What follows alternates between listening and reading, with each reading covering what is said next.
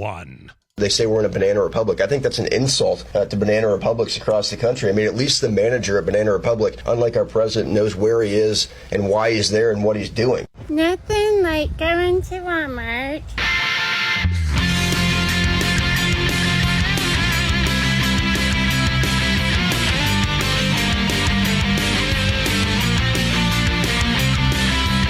The morning stream into daring rescue action.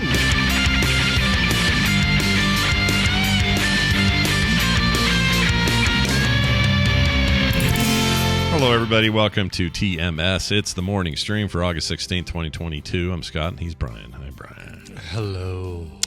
So real quick here, this is a person running for Congress. I just want to play this one more time. They say we're in a banana republic. I think that's an insult to banana republics across the country. I mean, at least the manager at Banana Republic, unlike our president, knows where he is and why he's there and what he's doing. He said that seriously. He meant that. You think he really thinks that the term the general term Banana Republic refers to the store and not to...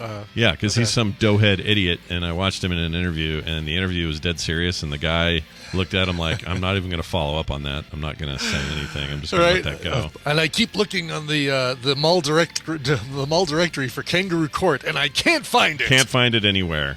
I see the food court. Where's the kangaroo court? He's one... He's one of the Carolinas, I forget which, and I don't remember the guy's name. But good luck down there. And so we can make fun of him. I don't know yet if I feel good about making fun of the. There's nothing like it. I don't. Nothing like going to Walmart. It feels like she's doing a voice. Yeah, like it's not her real voice, but I'm not sure. Well, she did a post where, because she gets this all the time, and really? She did a post where she says, "This is my real voice, and if you don't like it, you can just not follow my account anymore." Like that was her thing. Oh no, I love it. I just, I hope. Never mind. You hope what? What do you hope? Gonna be. Is that going to get you in trouble? I hope dating her, she provides the ice picks for your ears. Gotcha. Is what I was going to say. Yes, that's what I was going to say, but I decided not to because I'm a nice person. She seems to be married and has kids, and I can't tell. And all have deeper voices than her. I can't tell how they feel about it. There's no way to know. I know. Like, if she was my wife, I couldn't come on this show and be like, "Oh yeah, Tina said." Because it'd be like, that's a pretty dead-on impersonation, Brian. It's really close. No, the fun of your impersonation is that it's nothing like her voice. Is that it's so far away from Tina's voice. That's the fun of it. Joke. That's the joke there. Yeah, that's the joke, see? Yeah, it's the humor. So here's the deal. We got a show today, all the Tuesday trimmings, all that stuff. Yeah. I was going to tell you. Oh, I know. Before I get to this list, so last night, I had a bunch of spaghetti. Okay. Mm-hmm. And I think that contributes to dreams. Now, I ate early. It was like before 7. So I was like, I had a nice, I don't know, till 11 o'clock or before I went to bed. So I had a big bunch of time for your usual biological digestion zone. It's fine. Mm-hmm. But I still think these dreams, these wackadoo dreams I have, might be fueled by what I eat. So, now, some of you at home are going, yeah, you load it up on pasta. It's not pasta. I do these bean-based spaghetti noodles, which is totally giving away our news thing. It's basta is what it is. Basta. I forgot the beans. Not garbanzo. It's like... mung. It's probably mung beans. Is it mung? I forgot. They're really good, though, and good for you and less, less pasta-like and all that. Yeah. But I think anytime I eat... Like if I go to bed forgetting to have dinner, just like it was a busy night, and I never ate or whatever, and then I go to bed, I never dream. If I eat, I dream. I think that's it. Really? Yeah.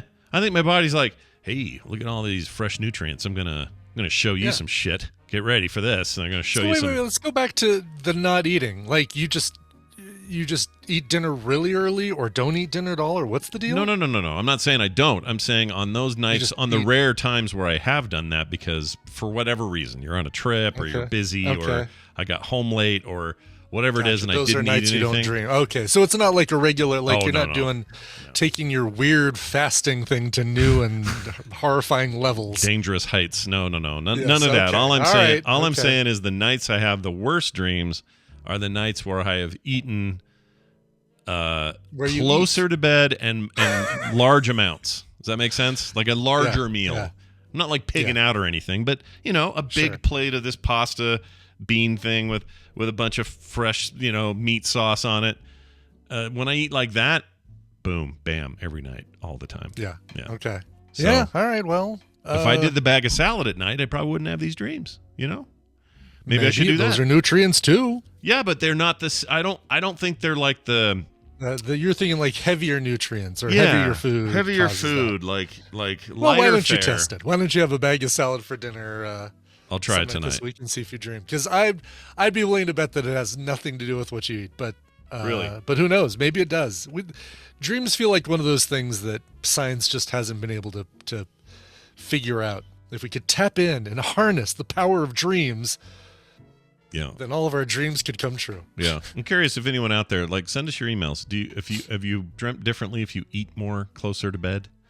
And does that cause you any kind of issues? And I don't mean I had heartburn, so I woke up and was grumpy. I don't mean like that. Yeah. I mean did you have a steak dinner at 9? If I drink heavily, or not, heavily. If I go to bed more than buzzed, maybe borderline just drunk. Yeah. I don't do that as much anymore. Thinking about the actual term, Brian, how was the last time you were drunk? And I'm like, well, I mean, even TMS Vegas, I didn't get drunk. I got tipsy. Yeah. I certainly wouldn't have been able to drive. I certainly, was laughing a little bit more than usual. But you weren't sloshed. I wasn't sloshed. Wasn't sloshed by any stretch. Yeah. So, no. But when I do drink, then it does affect my dreams. So maybe there's something to what you're describing. It could be because of course, in drinking's case, alcohol goes straight to your senses and stuff. I don't know the terms for all this, but so maybe that's different. But I don't know. Claire says you didn't get drunk on the high roller. To my reply was no, I did my best, but it's all you can drink, and I drank. There was never a time that I was waiting for another drink. It was in my hand, even more so than the actual night of TMS Vegas when both Shelley and Barry were making sure that I always had a full drink at all times. At times, I had 2 full drinks in front of me. I was sure Shelley was trying to kill you at one point. She tries, but she can't do it. She just can't do it. She can't do it. No. Yeah, I'm too strong. Anyway, strong like bull. The 2 drunkest times I've ever seen Brian. Here are the 2 times. You want to know the 2 times? Here's the 2 times. Oh, I know one of them. Yeah, one of them it was on Periscope. One of them was a late night Periscope at Dave's house. I remember that. Yeah. That's probably. I think it was my first time I'd seen you quite that drunk. Probably. And then second time was Vegas 2019. After your what's that thing called? That you jumped the parachute, the jump. Yeah. After that, you got pretty loaded. You know what? That I think I did because probably something to do with the adrenaline. Again, people kept handing me drinks that night, and of course I drank them. Yep. Because I'm, You're a gracious receiver of drinks. Courteous. If you hand me a drink, as long as it's not thickened or yogurt soda. Those 2 exceptions, you're good. He'll drink exactly. it. But those are the only 2 times. So I would say that you're not all that drunk that often. I don't. I hope people are try and keep it within my, keep me on the same track, right? Like if I'm drinking nothing but gin and tonics, don't come up to me with a grasshopper or a Colorado Bulldog or a White Russian or something that's got milk in it or something, a dairy. One of those drinks that has dairy in it. Yeah, don't do that. But maybe don't do that ever. No creme de menthe, please. Oh, is that? I didn't realize that creme de menthe meant it had cream in it. I guess that makes sense because creme is cream. It's right there in the name, Scott. Yeah, it's right there. Also has mint in it. It's got some mint. Ooh, it's minty fresh. It's menthe. Yeah, creme de menthe. Nice. All right. Well, anyway. I'm going to now share with you a cool list I found. Cool. All right. I'm pretty happy with this. Let me pull this up. Okay. So once in a while we try to do some, like a little quiz for Brian or whatever. These are more just facts that I want to quiz you about or kind of poke you with. That's good because I did trivia last night. We came in second. Oh, nicely done. I tried to talk us into one right answer and people talked me out of it, but then I turned around and I talked us out of a right answer into a wrong answer. So it all came out just fine. And we lost by 1 point. So had neither of those two things happened, we would have won. But anyway. That's fantastic. All right, so check this out. Do you have any desire at all to be buried at sea? Is that a thing you've ever thought about? Yeah, it's crossed my mind. Yeah. Okay. Like throw your ashes out there or whatever. Yeah. That sort of My thing. real goal is to be buried in a gold statuette and dumped into a deep part of like South America or Africa, where a village can find my statue and revere worship me you as a god. Yeah. You'll be the great white god of the north. Yeah, this is like, wow, look at this god in his funny hat. Yeah. That's basically what they'd say. Yeah. What would they call you, do you think? Do you have a name they'd give you? Sal. Wow. That's what they'd call me, yeah. Sal. All All hail Sal. Yeah, all hail Sal. May his blessings touch our home. The great golden god Sal. That's All right, fantastic. Anyway, yeah, so well, buried here's the at deal. sea, sure. So here's the thing. I got a company here that will turn dead bodies into ocean reef. Because, some of the ocean reef is either in danger or gone. And so their deal is, if you've ever romanticized being buried at sea, the company Eternal Reefs offers an innovative solution. It mixes the cremated remains of a person with concrete to create a pearl onto which loved ones can etch personal messages, handprints, or even environmentally friendly mementos. When I first read it, I thought it said Mentos. Like candy. I will write the Fresh Maker. Yeah, the Fresh Maker. Yeah. The pearl is then encased in a reef ball that is dropped into the sea, where it provides a new habitat for fish and other sea life. So basically, on top of this ball, what you picture in your head is a reef builds on top of Barnacles it. and things can attach to it and continue growth, reef growth. Circle of life, man. You could be that ball down there. I kind of like that only because, it feels like it's a lot of effort when they could just say, yeah, we're going to create a section of reef dedicated to you. Yeah. Or even, they're the whole pearl and etching and all that stuff. It's like, oh, great. If you have the power to do all this other stuff of like recreating the reef stuff, let's say we take the pearl and the etching and all that stuff out of it. How much more could you do? Yeah. And then could you just say, this section of reef right here is the Bill Jones reef? Yeah, it's the section. Brian Ibbett Memorial Reef. That's how I look at it. I'd be cool about. Okay. You'd be, for eternity, Brian would be into reefer. All right. Here's another weird thing for you. So there's a monkey or an ape called the bonobo. Sure, right? I've heard of the bonobo monkeys. Yeah, bonobos are common. Yep. And they're not called that on purpose. That was an accident. The name bonobo resulted from a misspelling. All right. Oh, really? Yeah. So check this out. Researchers reputedly first found the animals in the town of Bolobo, Zaire, in the 20s. Bolobo. Okay. But the name of the place was misspelled bonobo on the shipping crate in which the animal was placed. So when it got to the other place, they went, "Oh, I guess this is the bonobo," and it stuck, and that was it. Oh man! Yeah. Wow. Real bummer. So forever. Yeah, it's a bummer for the namesake because Forever Moops, basically, is what you are. Yeah. I just watched that last night. That exact episode. Did you that episode? It was That's on. awesome. Yeah, I'm sorry. The name is Moops. It's a great episode. Oh, TRPW corrects us. Bonobos are apes, not monkeys. Okay, Yeah, I thanks. thought I said apes. I said monkey at first, and then I said apes Yeah. rather, and then he didn't hear me. That's what happened. Yeah. All right. There is an annual coffee break festival. You could go to this. Oh. Look at Listen, you right just now. as I poured myself a new cup of coffee, I Yeah. will take a sip as you regale me with Yeah, the look at facts his about- nude cup of coffee he's got right there. 4 million people. For 4 million people, the coffee break is key and often an unappreciated part of each day to stop and give the break its proper due. But in the town of Stoughton, Wisconsin, they host a annual coffee. I swear that Wisconsin hosts everything festival all the time. Yeah. There's always something going on. Anyway, Yeah. The gathering includes coffee tastings, brew-offs. Yeah. So you try to compete coffee there. brew off. Yeah. Sure. Yeah. Bean spitting contests. Would you do that? Would you enjoy that? Sure. Like you would just put a coffee bean in your mouth so you can spit it the furthest. Yeah. That'd be all right. Sure. According to city officials, the coffee break was born in the city in the late 1800s as women worked at a local Gunderson's tobacco warehouse, and they began the ritual of pausing during the workday to brew up some coffee and have a chat. They think they invented the coffee break. And so now they So this celebrate place, Staunton, is just 20 miles southeast of Madison. It's actually really close to Madison. Nice. See? That's great. Yeah, easy fly in, do a spit a bean, and get back on the plane and go home. Yep. Yeah. Here's another fun fact. Dolphins, you know, the mammal. They're a mammal. Before you tell me wrong in the chat, I know they're mammals. Dolphin fish. Yes, the fish known as dolphins. The fish yes, known as dolphins, they sleep with one eye open the whole time. What? No way, really? Yep. like Yep. the mob told them to or something. Yeah, I guess they're mostly... Flipper. If I was you, I'd sleep with one eye open. You've wronged my family for the last time. You better sleep with one eye open. Heck, I already do it. Yeah, I already do. It's part of my my mammal heritage. All right? Oh my God! So many people in the chat room follow up with, "Do they grip their pillows tight?" Yeah. Oh, no kidding. Sleep with one eye open like a dolphin.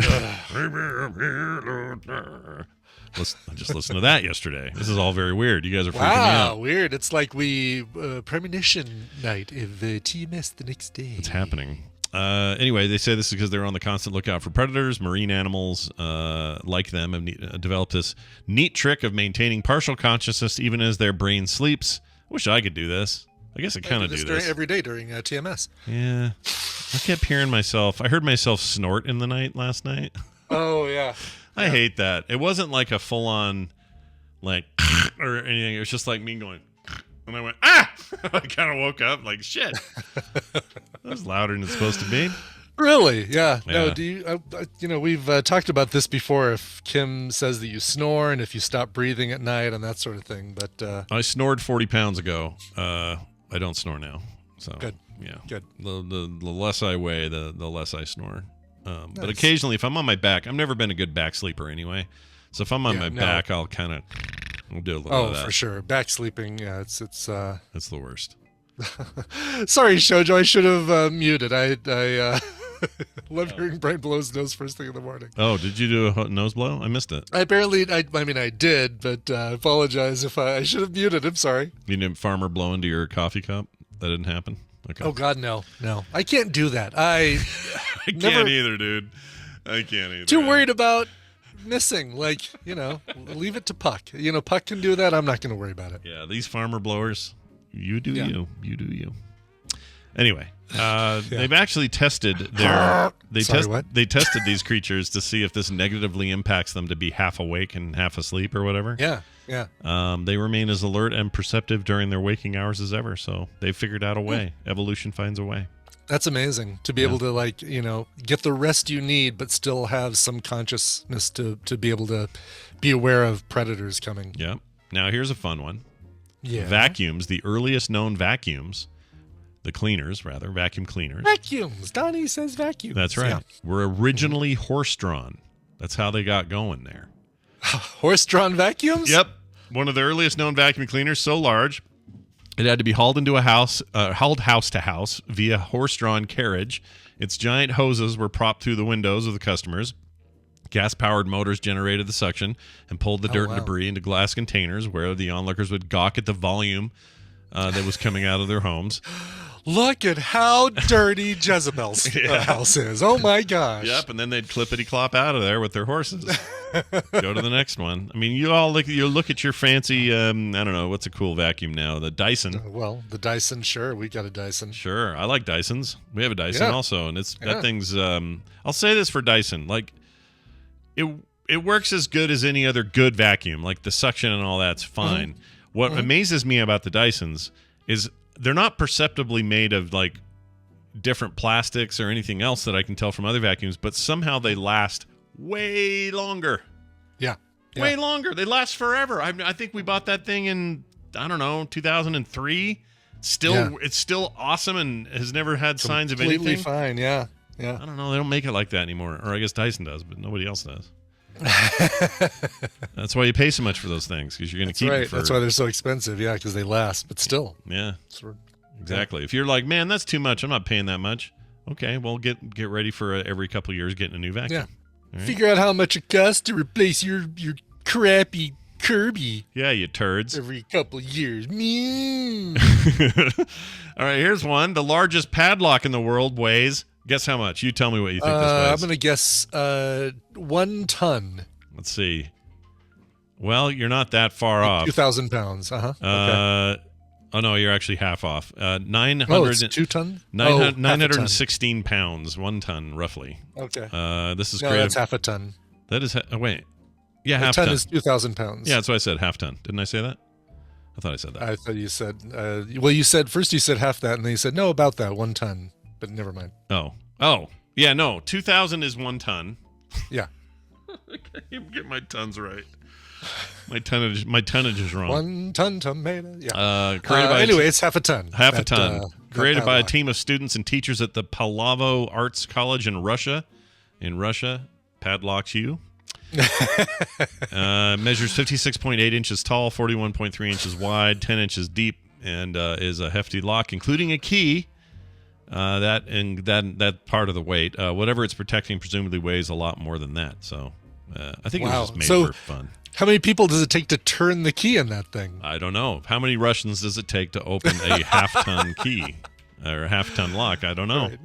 Right. And what's it locking? I mean, there's so many questions. Why? For why? For Putin's secret For residence. why? I don't know. Who knows? Pandas, they poop everything. 30 pounds of the stuff every day. Almost everything they eat. 30 pounds of poop a day? Yep. They barely retain any of it. They eat only bamboo, right? It's also very hard to digest. That means to get enough nutrients, they got to eat about 30 pounds of the stuff per day, and they defecate about 4/5 of that every day. So they hardly keep any of it. You think you're bad with the Taco Bell. Yeah, the Taco Bell the next day. Or the boy, hope they're close to the airport. Damn straight. Okay, here's one I didn't expect. This threw me. McDonald's introduced the drive-through service due to the military. Speaking of poop. Really? Yeah, okay. This is crazy. The first McDonald's drive-through was installed in a restaurant based in Sierra Vista, Arizona, located near the Fort Hachawaha something military installation. Can't tell what that word is. That's it. Yep. Military rules forbade the soldiers from wearing their military uniforms in public, and they weren't about to change into civilian clothes just to grab a burger and run back to the base. So the restaurant manager, David Rich, came up with a solution, cut a hole in the wall, and allowed members of the military to pick up their order without stepping out of their car. The convenience and simplicity of the idea quickly caught on. Now everybody does it. So that's why they did it. Yeah. That's crazy. Okay. Now someone's going to write in and go, actually, Dave Thomas freaking rubbed his wiener one day and went, wait, how about a walk or drive up or whatever? And if they do, that's fine. Give me some proof. Give me some citations. Yeah, let's see the discerning opinion. No, that's really cool. Interesting. Like the military. There we go. Bringing us drive-throughs and freedom. All right. What household object do you think Alfred Hitchcock was frightened of? Oh, all right. Let's see. Household item, and I'll say that it would be. It was a stalk of celery, wasn't it? He was afraid of a stalk of celery. I'll give you. You know what? You're closer than you think. Oh, really? And by that I mean, I'll say the refrigerator. All right, you would. Let's make it more. Let's say you're closer because it's a food item. So think of a food item. What food item is Alfred Hitchcock really? Okay. terrified of? Good evening. What food item?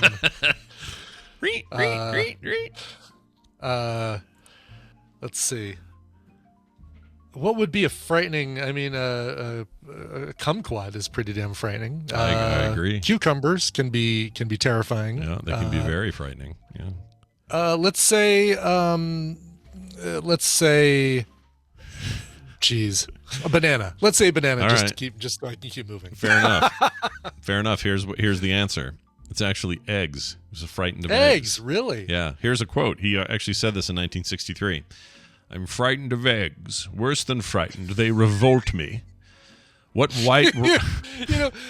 You're doing a great impersonation of Lorne Michaels right now, and I don't want you to stop.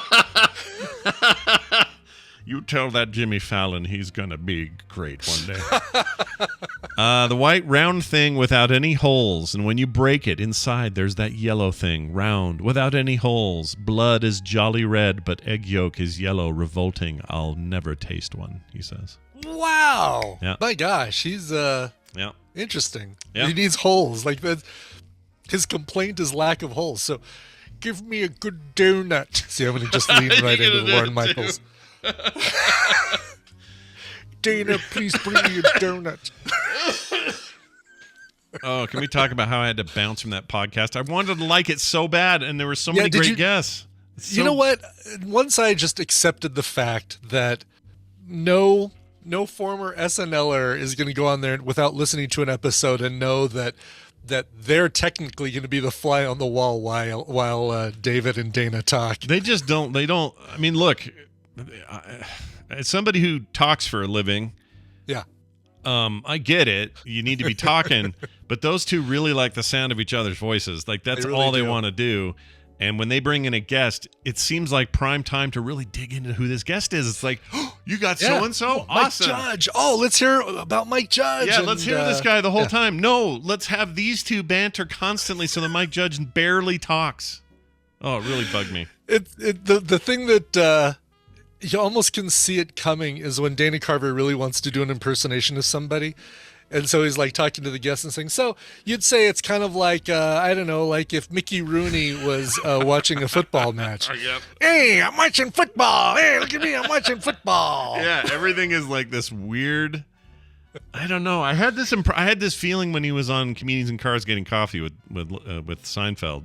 And I had the same feeling that he wouldn't shut up. He just would not be quiet. I don't mean just be quiet, but just like stop thinking it was all about his turn to say something. Yes, and nudging it towards what he does best, which are impersonations. Yeah. But it's rough, man. I just finished listening to the Ellen Cleghorn one, which I thought was really good. But I almost want to like make a diagram of like 5 minutes of that show and tweet it to Dana and David and say, here's how much you guys talked, and here's how much Ellen Cleghorn talked during this sample 5 minutes of the show. Yeah, just a pie graph with a little sliver of time she got.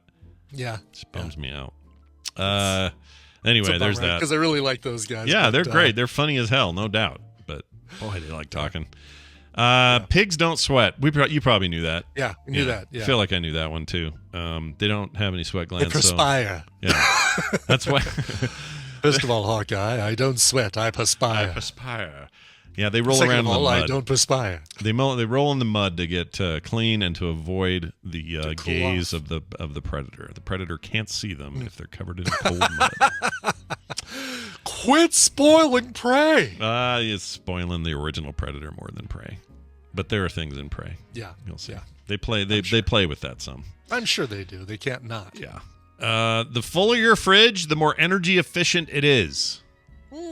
So put more shit in there. Yeah, because they're all the cold items are actually contributing to keeping other newer things cold more so than the actual device. If it's like 3 or 4 items, the fridge is doing all the work.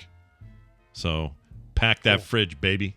Get it in there. Oh man, two recent things I got that I got to talk about how awesome they are that are in my fridge right now. Yeah. Both at Trader Joe's. Yeah. Their chimichurri sauce. This is like this little tub you get in the refrigerator section, and I put a dollop of that in my scrambled eggs as I'm scrambling the eggs, as I'm mixing them up. Sorry, Alfred Hitchcock. Before I cook them, and then cook them, and it's like they're cooked into the eggs. Yeah. They're so damn good. Chimichurri sauce, and then the sweet and hot jalapenos. So I had this recipe a while back of these candied jalapenos, right? That you'd have to pickle and they'd have to sit there for weeks and weeks and weeks. Now I'm just going to go buy them from frickin' Trader Joe's. Yeah. It's a jar of them. Yeah. And they are so good. Dude, Trader Joe's is the greatest place to buy groceries in the history of the world. It kind of is. It's expensive, but it's still kind of really good. I mean, it is, but it isn't. Like I found we get, well, it's a trade-off, right? Like there's some stuff that's cheaper and still better, but then there's things that are more expensive, but so much better. So much it's better just Trader worth Joe's, it. I love it there. Yeah. All right. Umbrellas. Swan sauce bio cow? Okay, I'll have to look for that. Oh. Trader Joe's is so cheap, says... It says Kissy Bears. Yeah, my experience is for the most part, you can really save money there, but if you want certain items, you're going to pay more for those. There are a few things that are a little bit more expensive. Boy, their wine, though, I mean, you can get the $3 Chuck there, which is the Charles... whatever wine, which isn't bad. It's, the Charles. It's better than $3 wine should be. Yeah. Oh, I imagine. Yeah. But, I can't think of anything bad I ever had at Trader Joe's. It's freaking fantastic. Umbrellas were Go once only shopping. used by women, Brian. Only women used umbrellas. Oh, really? Mhm. Wow. Yeah. They did it, associated with the fashionable parasols women would carry with them nicer days to keep the sun from their skin. But in the mid-18th century, the barriers started to fall with public figures like philanthropist Jonas Halloway carrying umbrellas during public events. And then soon others took notice and said, you know what? We could also keep the sun off our face and the rain off our clothes. We don't have to be fancy men. We can just be like the ladies. Excellent. Well, that's good. Yeah, that's pretty cool. Yeah. All right, here's my favorite. All right. Number 16 on this list is squirrels are behind most power outages in the United States. Most of them. Really? Oh, man. Okay. Yeah, this feels like some squirrel hate Yep. coming, but all right. The American Public Power Association, or APPA, have a data tracker. It's called the Squirrel Index. That's how big this is. That analyzes the patterns and timings of squirrels' impact on electrical power system. Turns out the peak times of the year for squirrels attacking are from May to June and October to November. So we're about to enter. We've exited high squirrel time. Prime We're squirrel. going back in soon. Typically, the squirrels cause problems by tunneling, chewing, etc., through electrical insulation or becoming a current path between electrical conduits. So basically, they get Just shocked. like Scrat. Yeah. I'm just visualizing. It is like Scrat. Yeah, just visualizing Scrat, Scrat was chewing great. on a cable. Scrat was the best part of those movies, I think. Yeah, I think so. I agree. All right, I'll give you one more. Scrat was the move on. Sergio Aragones comic in the Mad Magazine movie that was Ice Age. Yes, that is correct. Yeah, he was like Scrat was like the border. Yeah, that's a perfect way to put it.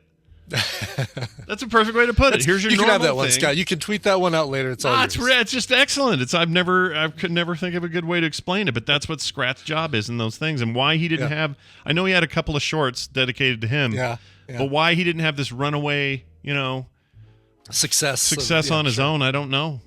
I don't get it. All right, spider webs. Ooh, yep. Yeah, they're cool. A good No Doubt song, and also a A thing that comes out of the butt. thing. Well, not really the thing butt, that but- comes out of the butt of a spider. Yeah, the spider bum. Spider bum. Spider bum. It's ancient Greece and Rome, or this is when this happened. Doctors used to use spider webs to make bandages for their patients. Really? Yeah, they believed. This is supposedly, because we don't know. I mean, we probably know now, but they Sure. believed that they had natural antiseptic and antifungal properties. I never trust anything that says believed to have something properties.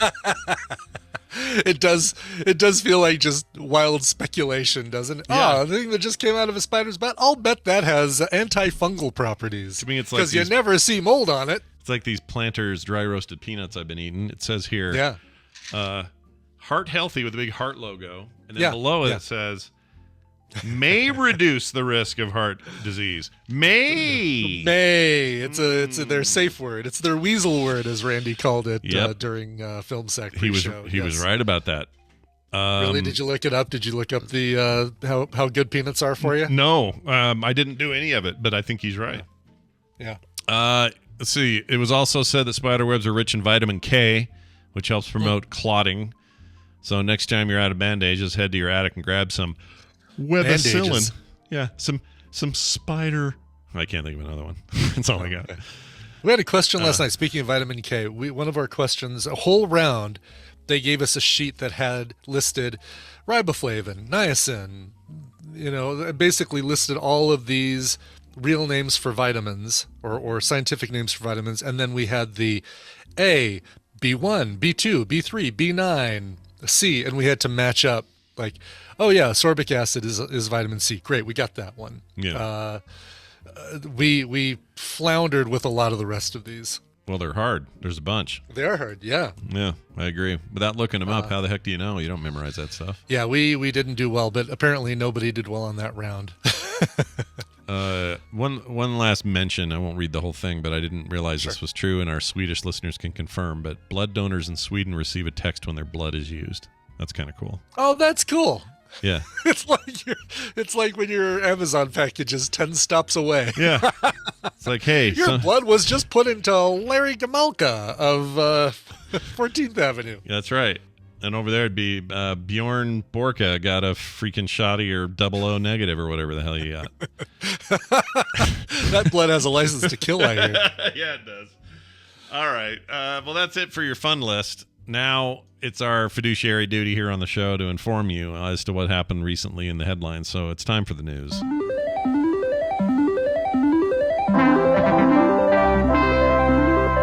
It's time for the news, and it's brought to you by... Brought to you by the aforementioned bean-based spaghetti noodles. I We wish- don't know what kind of beans they are, but they're great. My wife would tell me if she was here. She's not, but I can't remember. But they're really good. I really recommend them. I honestly can't tell the difference between that and some, fat pasta.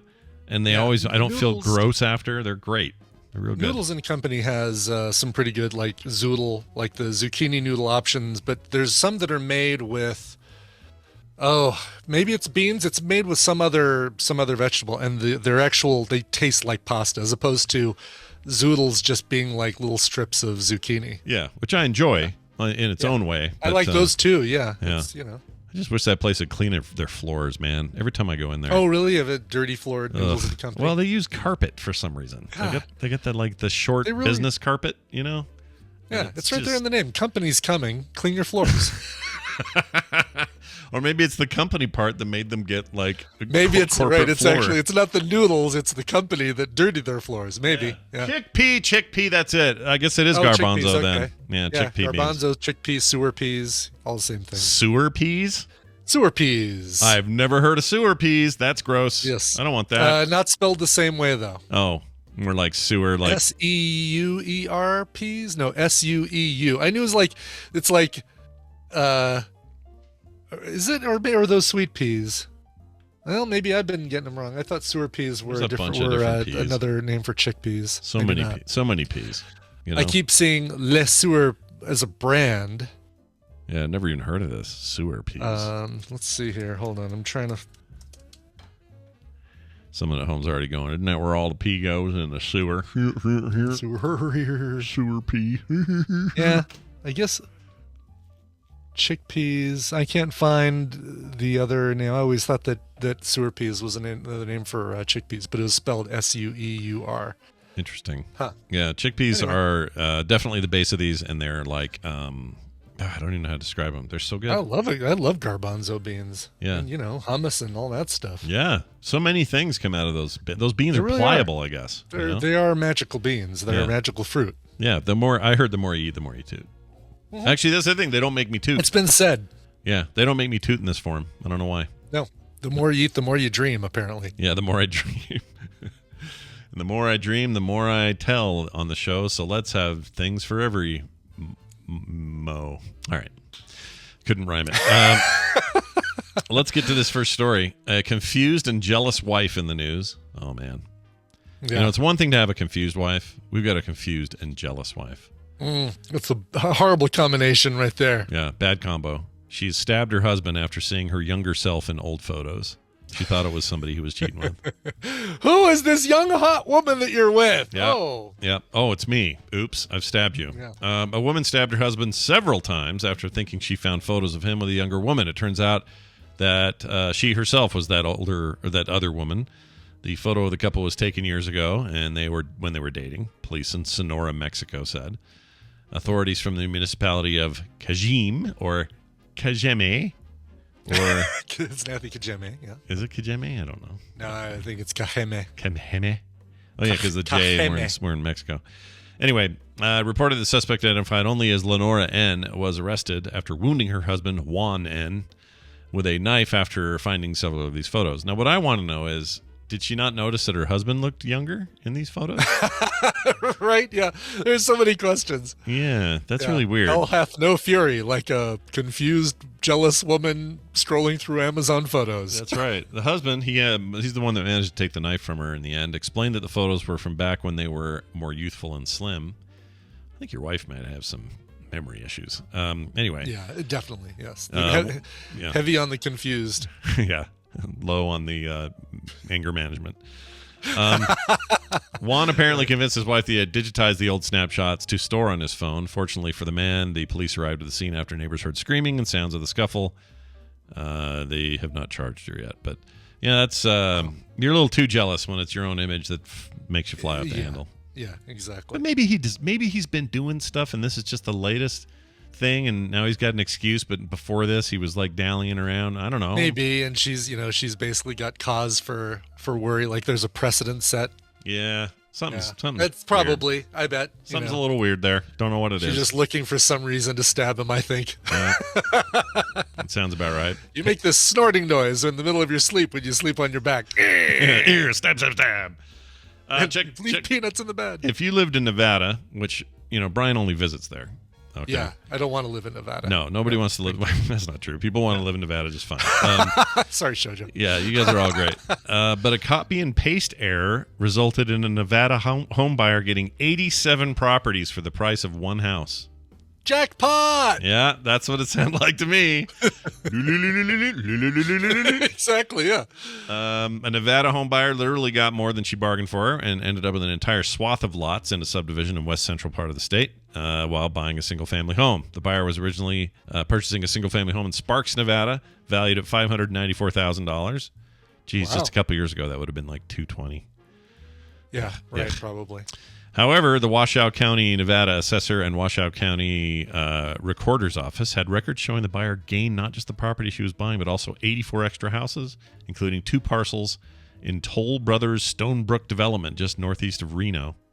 Oh, yeah. I was learning how to use Microsoft Word, and I didn't know the copy and paste, and just, Yeah.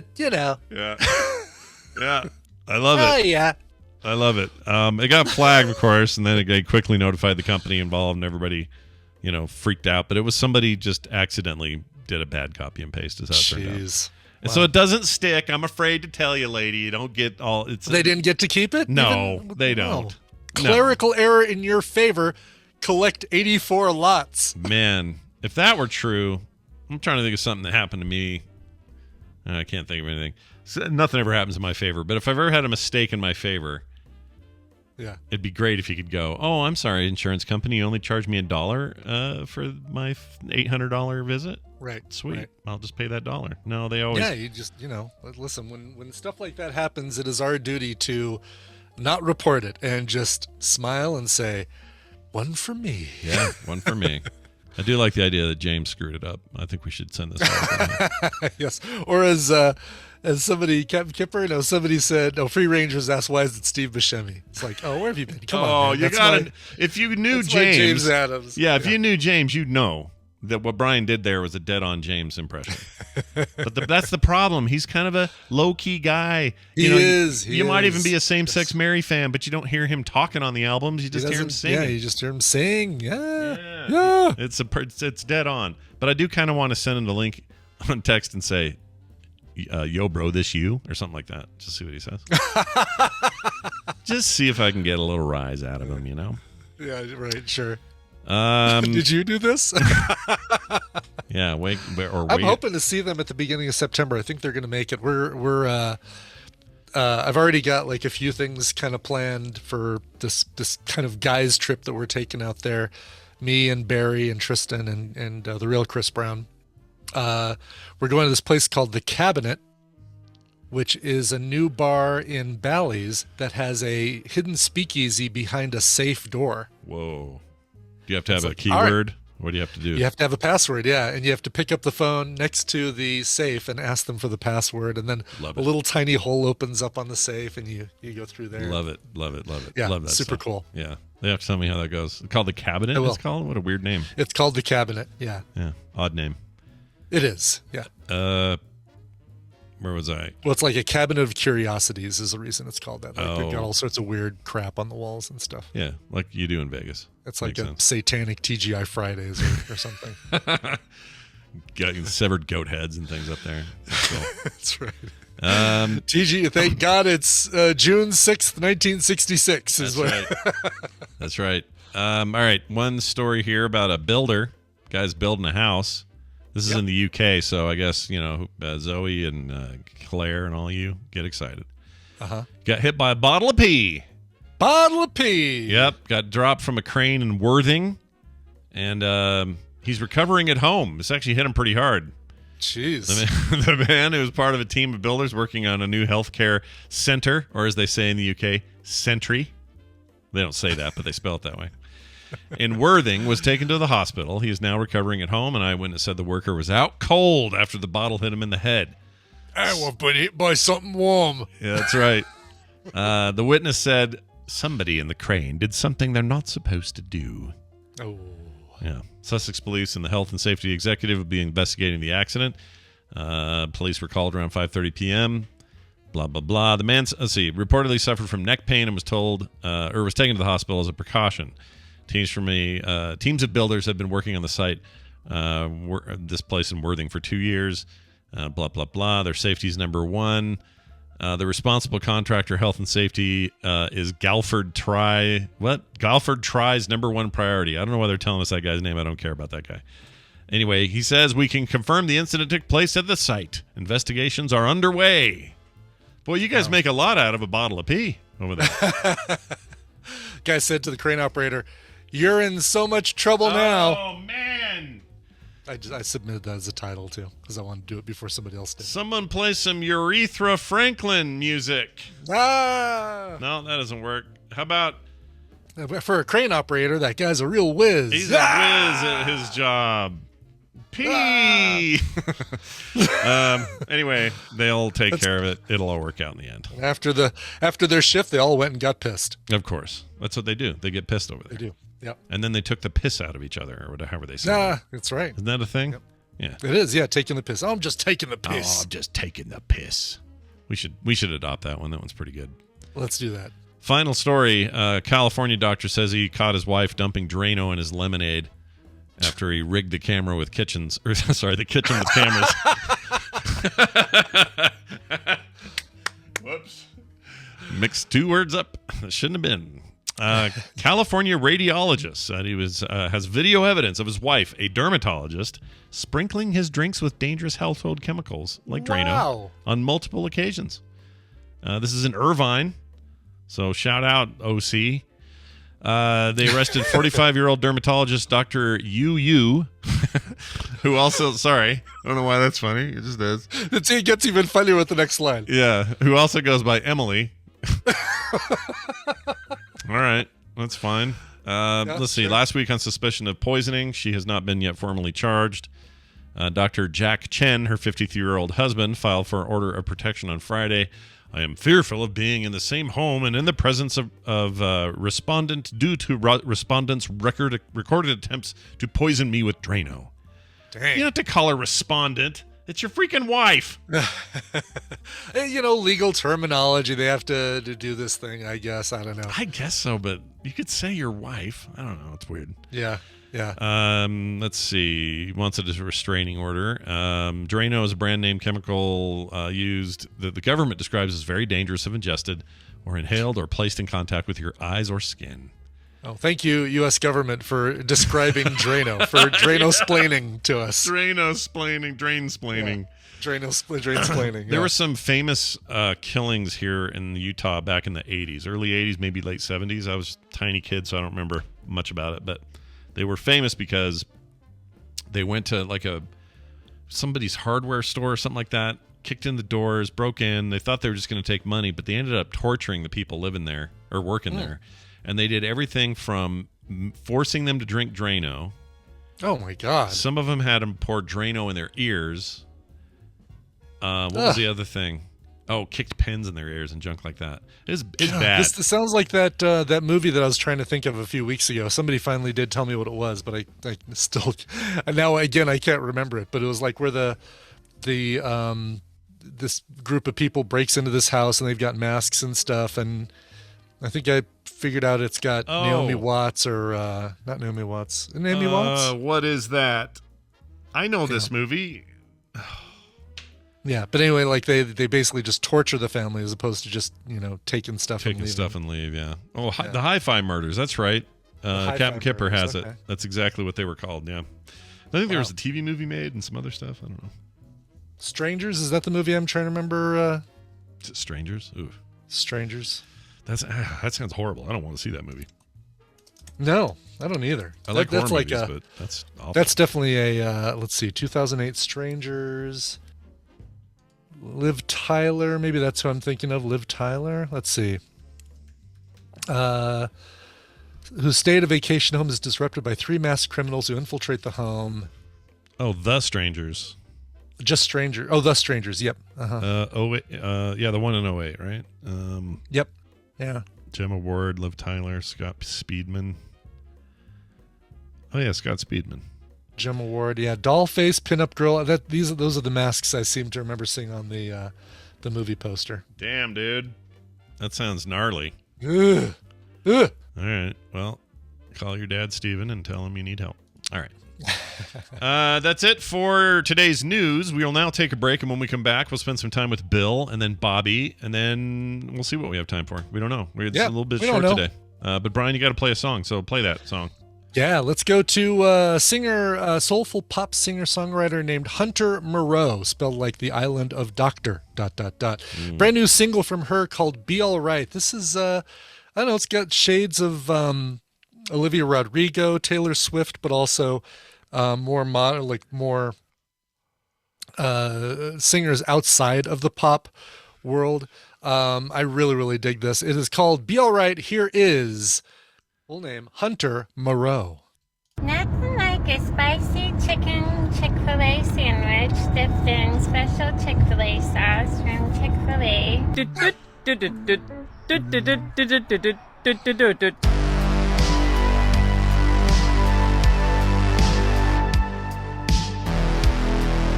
The Morning Stream. I'm a leaf on the wind. Watch how I soar. And we're back. Who was that one more time? Nothing like a song from Hunter Moreau called Be All Right.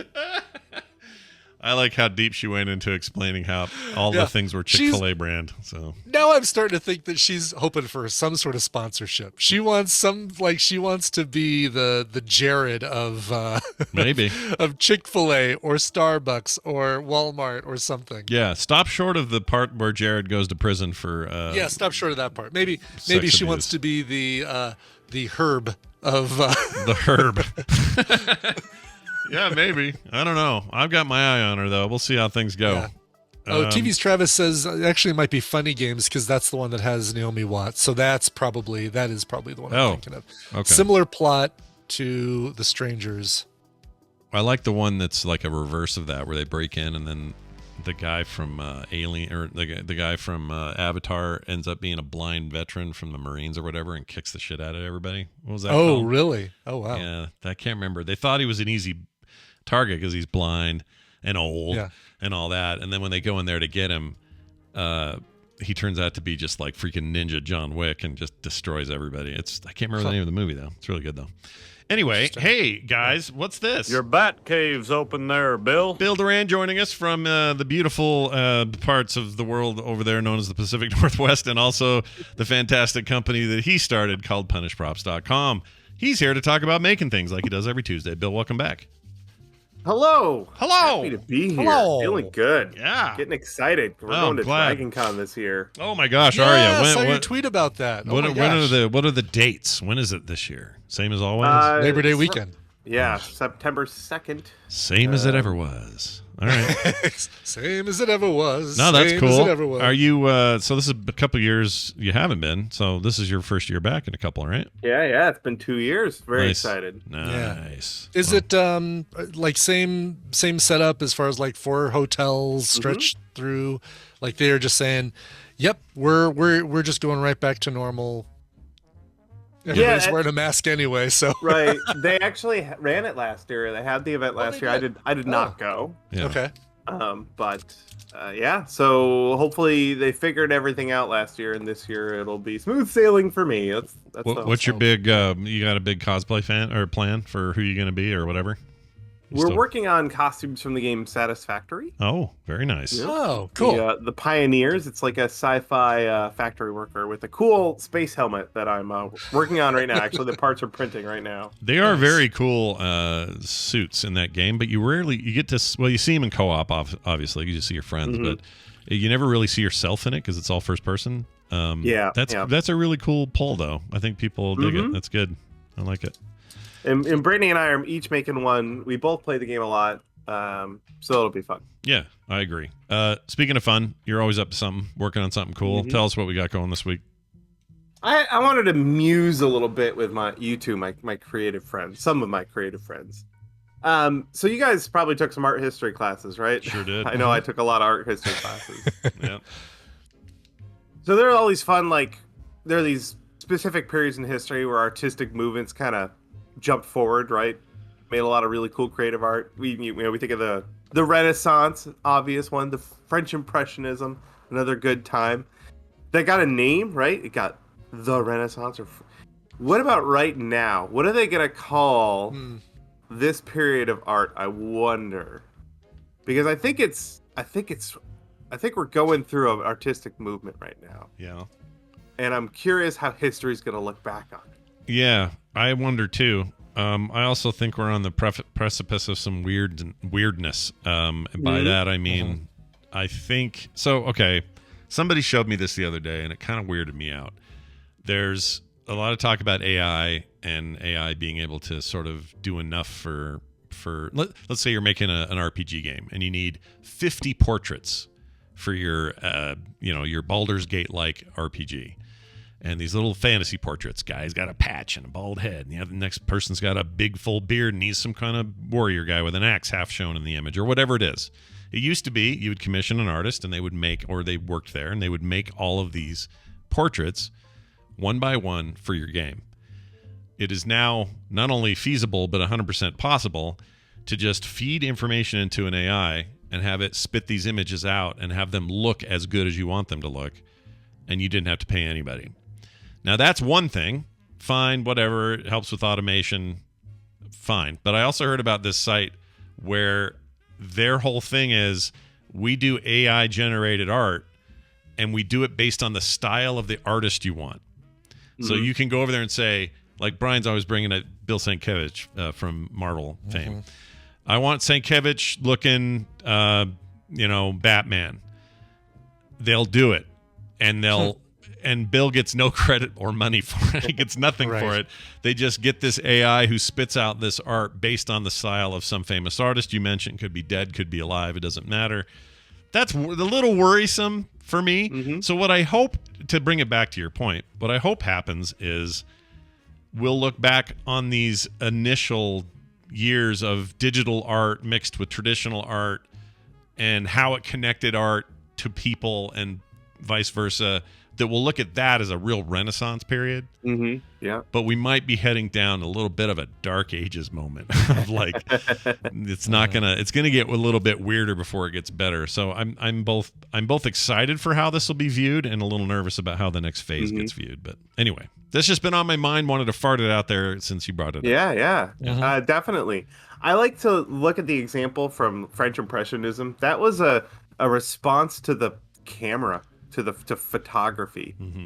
And I like to, I don't know what's going to happen with AI art. I haven't really been investigating it too much, but my initial thought is that artists will do what they did back then, where it was perfect. This machine, this technology could make a perfect representation of whatever you pointed it at, and people were like, ooh, art is dead. And then the French Impressionists were like, well, we can do stuff with paint that you can't do with a photograph. So we're going to go off on this crazy tear and make something that no one has even heard of before. So my hope is that with AI art, it will drive artists to figure out what version of that is for us right now, and make some really weird, wacky stuff that can only be made by a human somehow. I don't know what that is, but I bet we have top men on the case. Top men. That's right. Men. Especially though, so originally I want to talk about now as like art history sort of thing. People are getting crazy good at art now. Like, I think better than ever. In almost every regard. Like if you watch a movie from the 50s, it's good, but the way people acted back then is not how people act in real life. And I feel like nowadays actors act a lot more naturally. I in a way I think is more believable. Sure. But also in movies, practical effects have gotten way better. Visual effects have gotten way better. Props and costumes are just crazy good. Drawing and painting, both digital and real, has gotten amazingly good. I follow so many illustrators online, and I can watch them get better in real time on Instagram. It's amazing. Oh yeah, you just flip down their little catalog there, and it's like, oh my gosh, even in a couple of years, you can see huge jumps. Yeah, that's true. Sculpture, music, everything. I observe all this stuff all day, every day, and for the last like 20 years, and it feels like it's exploding. Yeah. One of the reasons is like tools are getting better, easier, and cheaper, especially like digital tools. We'll take my example. I used 3D Studio Max in like 1998. Yeah. Compared to 3D modeling tools now, it's night and day. It's just crazy how much better and easier they are to use. Sure.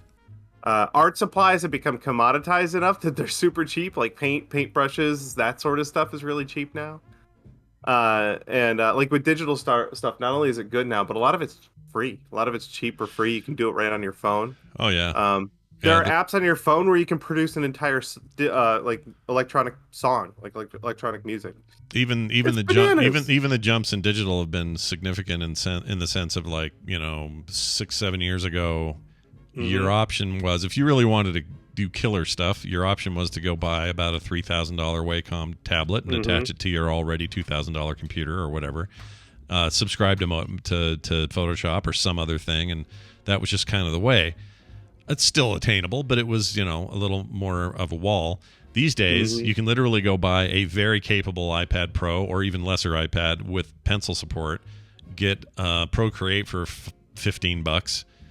And bam, you're in it for less than your Wacom would have cost you. And there are people doing entire comic book runs, paintings that get blown up to billboard size or whatever. Like it's just within your hand. It's within your reach more than it's ever been. It's amazing. Yeah, and this all gives, especially young people who have a lot of time, it gives them an opportunity to practice a lot, like way more than you could if you had to like fill a sketchbook or cover a canvas and then get a new canvas. Like everyone's getting tons and tons of repetition. Yeah. The knowledge is more available. Obviously YouTube is just awash with tutorials and that people share. So when someone invents a new technique, I know in cosplay, whenever someone invents something new, first thing to do is share it with everyone else.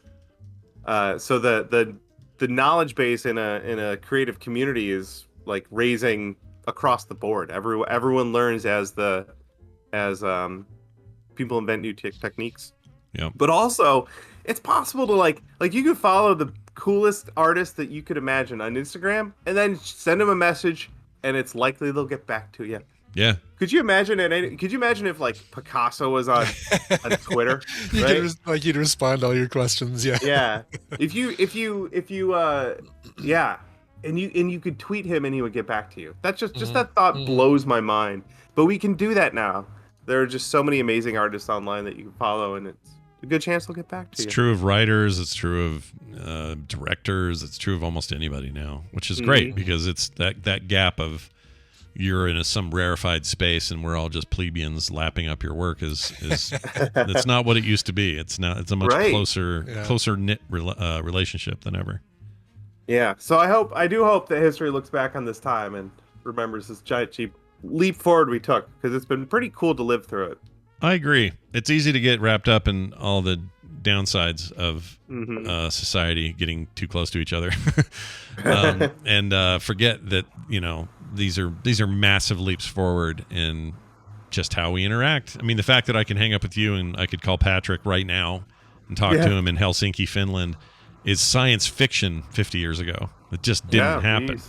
So, I'm glad you brought it up because it's an important thing to keep your head around. It's not all doom and gloom, baby. Sometimes you got to look at the bigger picture, and the bigger picture is we're closer than we've ever been. Everybody has more collaboration than they've ever had. It's all cheaper than it's ever been. It's all pretty cool in lots of ways. Very cool. Well, I'm excited to See where it goes. Even the weird looming AI stuff. I still want to see it play out. Yeah, I haven't tinkered with it too much, but I'm definitely paying attention. Yeah, you have to. How can you not, right? Somebody showed me, this would be of interest to you. Somebody showed me a link, or it wasn't a link. I couldn't go use it because it's not available to everybody, but they're doing AI generated 3D imagery now. So they're doing stuff for printing. So if you're like Darth Vader helmet, and it just does it, and then you've got it. And you might go in and go tweak and make a few tweaks, and boom, you're printing your thing. Or you could say Darth Vader helmet in Mad Max Fury Roadland, and it will do some crazy version of it. Really? And all the work's done. I spent a week 3D modeling a space helmet from Satisfactory. Exactly. This is why some days. people are concerned. Is that it's like, if a digital painting takes me 40 hours, it'll take a computer 4 minutes. And and if it's good enough, right? That's the trick. Is up till now it's all been a little weird and a little off and a little but if it gets good enough, then you do kind of change the dynamic. I think we keep up with the dynamic. Like I'm always brought back to, back in the day there was this huge thing about Lotus 1-2-3 comes out, and the entire accounting world went, "We're dead, we're doomed, our business is ending, we're never going to need an accountant again. This is awful." It actually increased jobs in the accounting world. It's like the complete opposite, and in exponential numbers. So I remember that enough to know that it's easy to get like nervous about this, but the truth of it is we don't know yet. Like we just don't know. Yeah. It may change everything in some other positive way. I don't know. I have to think about it. But anyway, Bill, always fun to talk about this stuff with you. And I know you got a bonus link for us. What do you got over there? Yeah, this is a video we made with our friend Allie Spagnola. Oh, yeah.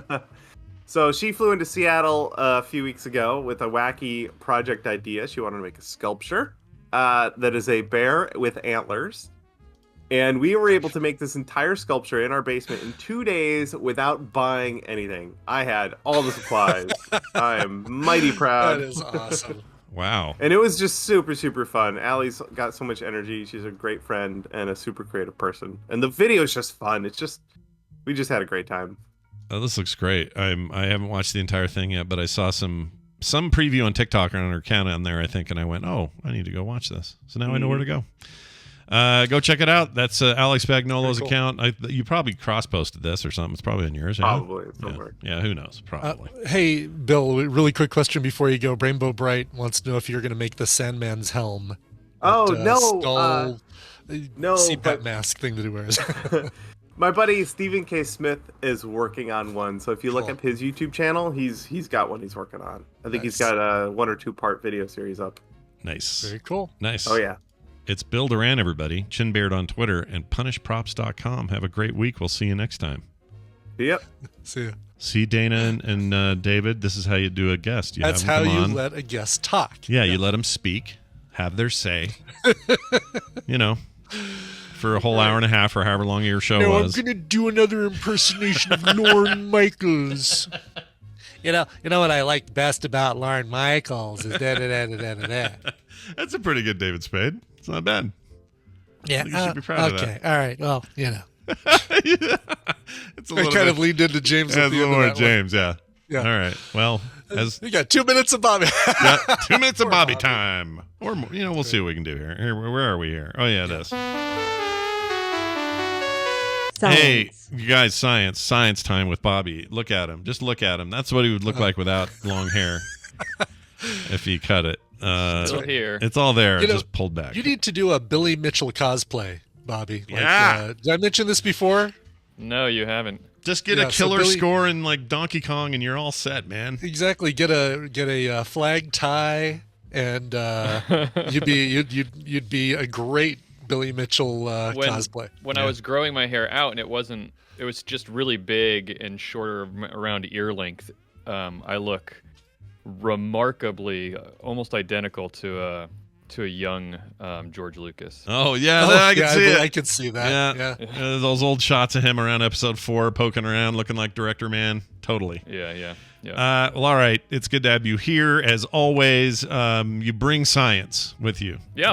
I would love to know what you have brought with you today. What have you brought? Yeah. Well, so I was poking around in some science stuff, and there was a article that came out recently that I thought was interesting. It touches on political science a little bit, and it's the idea that looking at the effect of television on polarization, political polarization. So a lot of times we blame social media for political polarization, right? Yeah, usually. Sure. So the pipeline being like social media leads to these echo chambers, which then leads to more polarization of people, which then, causes more echo chambers and so on and so forth. That's our scapegoat, right?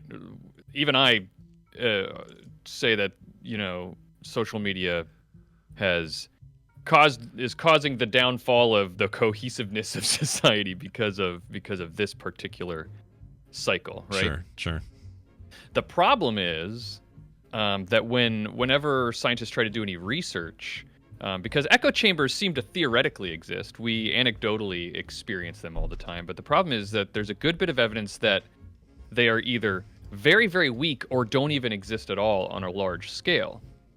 That's just, anytime researchers try to look into this, they find that there's just, because of the amount of choice that people have, and when they study and look closely at how people behave on social media, it just seems that that people don't engage in these echo chambers that we think they do. They might,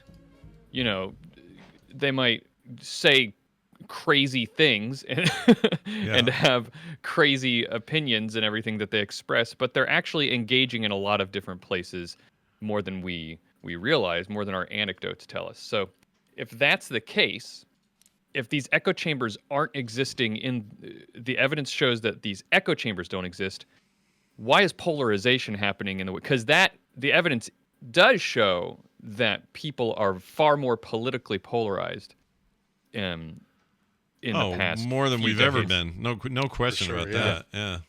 So if we thought that the obvious culprit was social media, then what is it? And so some people decided to look to an old ancient technology that some of your listeners might not know about, and it's called cable television. Oh, cable television. Cable oh my television. gosh, that's Uh-huh. such I've an heard of old this. term. Yeah. It's old. Yeah, it turns out so a lot of people go to, their favorite podcasts or online news sites to get their political news, but it used to be you turned on the TV to get your news.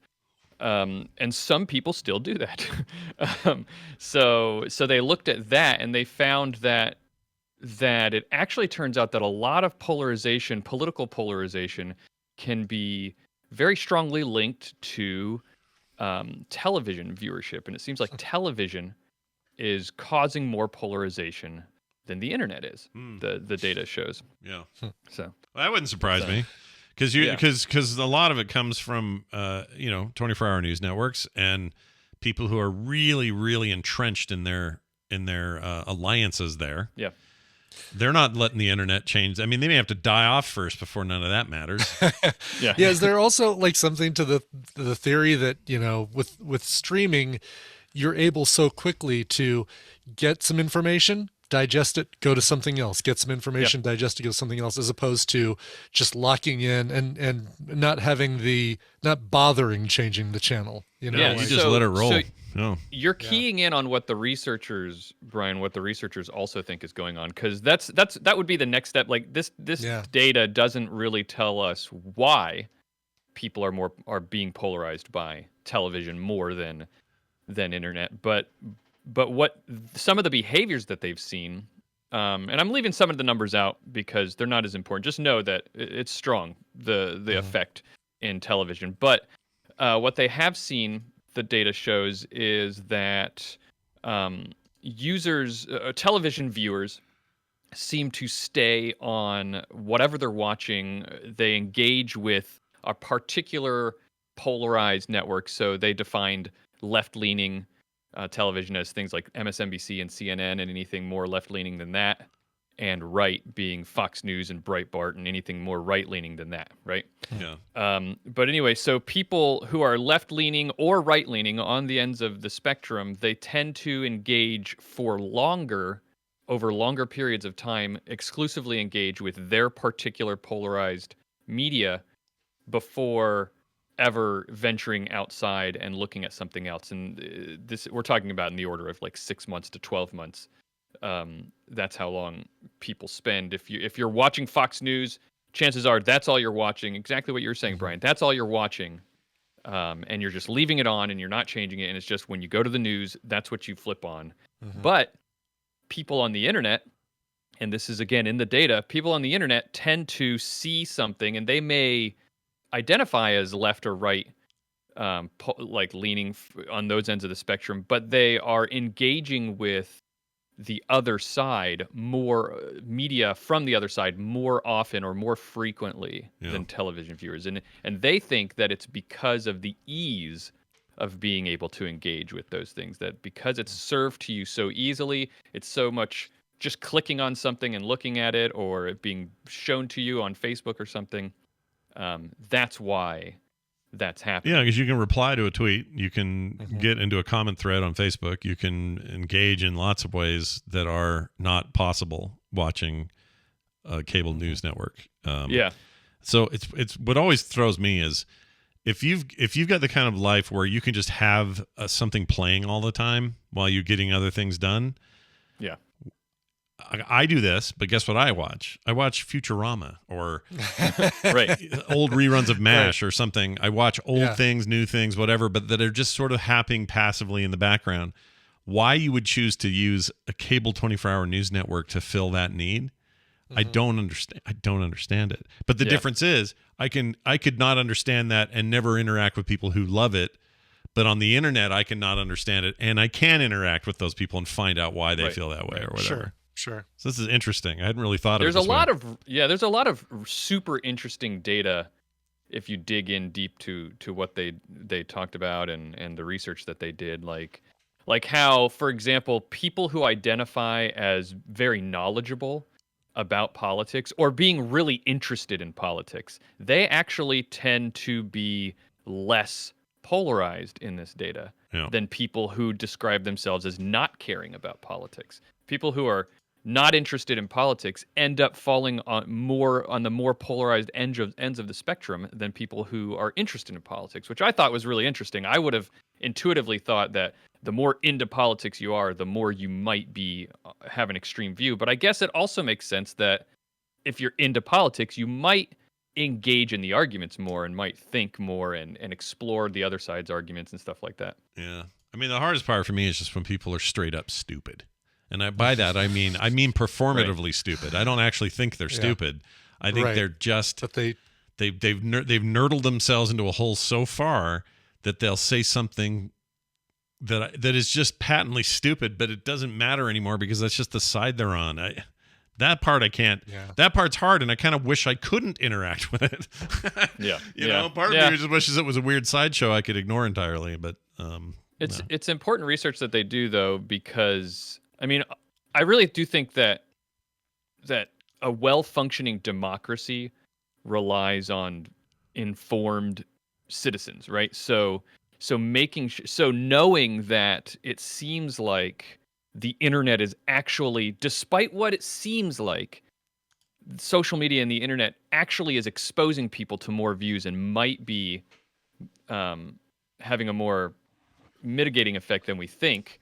That's a promising news because despite how things might look in the short term, that might tell us that over the long term things might mellow out as people get better at being citizens of the internet, Yeah, because in a lot of ways we're still in the infant stage of this thing, Yeah, for sure. Oh, for sure. Like as much as we like to think, oh, the internet's old now. We've been here for a long time. What is it, 94? We got the World Wide Web. Blah, blah, blah, blah. Like people can get that in their heads and think they've really mastered it or we're at the peak or whatever. But I don't think so. I think this is like I'm Wild optimistic. West time. I'm always an optimist when it comes to this stuff. Well, you're an optimistic guy with optimistic hair, and that's all we need. Tell people where they can find your awesome science podcast, All Around Science, so they can get it and listen to more of this great commentary. Well, you could always go to allaroundscience.com where we have all sorts of stuff there, including links to our Discord, our Patreon, our feeds, everything that you would want to see there. But if you just want to get the show, which is as podcasts, most good podcasts are, are free for everyone. That's right. That's some shade at things like Spotify right there. But you can just look for All Around Science on anywhere you get podcasts. I agree. That is a great way to find it. And also, I recommend people do it because Bobby makes a fine podcast. Bobby, have a great week, and may science be in your favor. Bye now. You Thanks, too. Bobby. All right. I remember when Lauren was trying to explain science to me. Dana, you. Oh man, if it was that show, we'd never be done. But we're gonna go quick here because Brian's got to go. He's got a hard out, so we're gonna end the show. He's gonna tell me what song we're gonna play. Before he does, I'll tell you that we need your support at patreon.com/TMS so that things like our cars getting fixed can happen.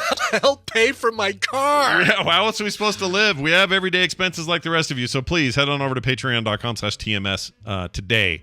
All right, let's get out of here. Tell me your song before you fly. Yeah. Derek wrote in, said, "Hey, Charlian and Baldesian." I don't know what that is. February 1st was my 37th birthday. Oh, you share a birthday with my son, Tristan. Your podcast. Getting it in quick. Nice. Sorry. Your podcast keeps me sane in my Canadian government job, so I truly appreciate everything that you do. Can you play a cover of Muse? While we're at it, could you pick a random sound clip 7 seconds long? So glad I didn't say, pick 43 sound clips, all with the word chandelier. Yeah, no kidding. Wait a minute. So 7 seconds, he said? 7 seconds. One random 7-second sound clip. Oh my gosh, I don't even know how to find this. Let's see. Let me see if I can do it. No, that's definitely too short. Okay, let me try this one. Uncle Johnson, tell me a story. That's definitely not it. One more try. Frontal nudity. No, I can't find one. You gotta. You have to take the combo. Sorry, that's just the way There it you is. go. Yeah. Love the show, though, eh? Signed, Derek in Canada. All right, well, listen, Muse is one of my favorite bands, too. And somebody, I think it was Tristan Adams at the meetup, was pointing out that in that Woodstock 99 documentary, they talked about, over on the other stage is this new up-and-coming band called Muse. So now I've really got to watch it. Anyway, this band called the Red Hot Chili Pipers released in 2016 an album called Octane, where they do bagpipe covers of a bunch of different groups, including this one by Muse. Here is their cover of Starlight. This thing is freaking awesome. It's Muse's Starlight by the Red Hot Chili Pipers. This show is part of the Frog Pants Network. Frog Pants Network. Get more shows like this at frogpants.com. They're the babies. I don't know what he says now. All right, pick some good All titles, right, Scott. you Bye. go. Yeah, go to your thing. Good luck. And See you. may he give you good tires. I don't know what they're doing. I'm sure you there. will. Bye. All right, see ya. Okay, so there goes Brian. I'm doing my own titles today. How you guys feel about that? How you like that? How you like them apples? What do you think of this? All right, hold on. I got to save where we're at. All right, save. All right, we're in the thick of the post show. That means, did I turn this off?